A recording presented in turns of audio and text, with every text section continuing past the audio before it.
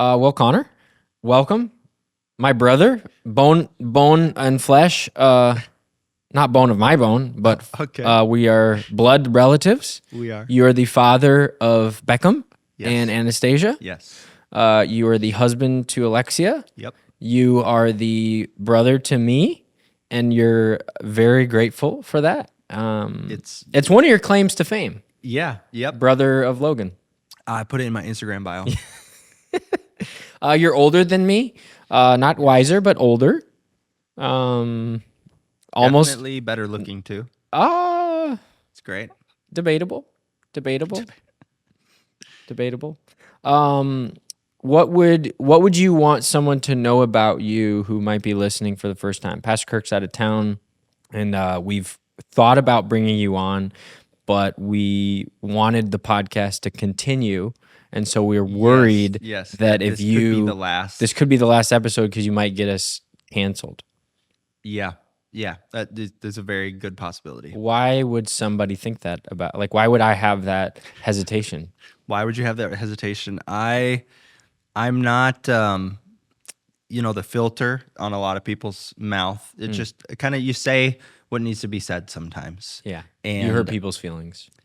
Well, no, it's just more of you say what needs to be said, and you know what I mean. But you didn't really do that with me growing up. Yeah, that's because growing up, it's really interesting. You were the jokester, and I was the more stoic, serious one. And then after we graduated college, it kind of flipped, where I'm more of the fun person who people like to be around, and you're more of the just all business, like let's get stuff done. So some would say that like I've become more wiser and your wisdom has leaked. No, I'd say that you don't have as many friends, and I just am people love to be around me. Wow, what a start. I heard actually that one of the greatest achievements from your team is to get you to laugh. Get me a laugh. That is actually one of the crowning achievements of a work week, is if somebody on your team can get you to laugh. Well, hasn't happened yet.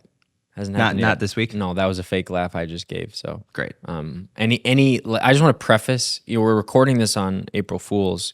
Any laugh that I make today is a joke. And so I'm not actually laughing at your That's fine. jokes.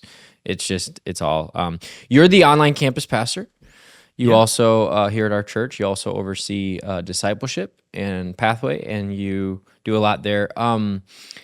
When it comes to growing up as a pastor's kid, we got a lot of questions about that, like being a pastor's kid. I think we joke around a lot, but honestly, I feel like that's what mom and dad did with us, is like sarcasm was in many ways our love language at home. That didn't translate into marriage, I realize. It's not the love language of our marriage, but what was your favorite part about being a pastor's kid, and what was the hardest part? Yeah, I think I mean, you still are a pastor's kid. I still am. Now you have pastor's kids. Right. I think the best part, I don't know, just church and everything, it felt more like home. Obviously, we're just so invested in what God is doing and wanting to be a part of church, wanting to be a part of events. Obviously, loving Jesus. It's not about the church institution, but loving Jesus and having a lot of space and capacity to not only be shaped and formed appropriately, but given ample opportunities for us to kind of hear from God ourselves.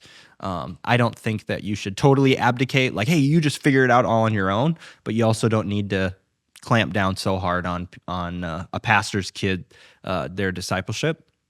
So that was great. I think one of the hardest things, honestly, was just experiencing some level of kind of rejection, even from people within the church, of our dad is the lead pastor, and so you're not always the life of the party when you're 16 years old, and people want to go out Pastor's and kid showed up. Oh yeah, So lame. They want to be holy. Oh geez, This is I terrible. remember one of the things that really stands out to me was the classic, you go to a movie and you pay for a movie ticket and then you sneak into another movie because either your parents didn't We want didn't you even to know go that was or an option. I didn't even think that was a thing. So we went, I was pumped to see whatever this PG animated movie was. And then everybody was like, "No, we're sneaking into this movie." And I was like, "No, I'm not doing that." And we all ended up seeing the original movie begrudgingly. And Yeah, they were mad at us. we were invited to a few less things after that. Yep. But that was tough. But I feel like that is not just as kids. I feel like that's as adults as well. Like people who want to push the envelope a little bit are not going to invite those that maybe have stronger convictions. And I think some of that is just acknowledging when you have stronger convictions, you might have fewer people to do life with. But then at the other side is trying your best to understand what is a personal conviction and what is a biblical conviction. Right. You know, like, oh, I don't personally see that movie, or I don't personally, for us as pastors, don't drink alcohol, whatever it is. But does that mean I'm prescribing that for everybody, or is that just something that's a personal conviction? So the things that are your personal convictions, I think you have to trust the Lord that that's not something that is going to, everyone's going to follow. Yeah. And you just have to be okay with that. Like, that's because it's your conviction. Right. And then I think it helps you reflect, is this actually a conviction of mine, or is this just a tradition that I've grabbed a hold of? Yeah. And ultimately, it's leaning on the Holy Spirit for sure. Right.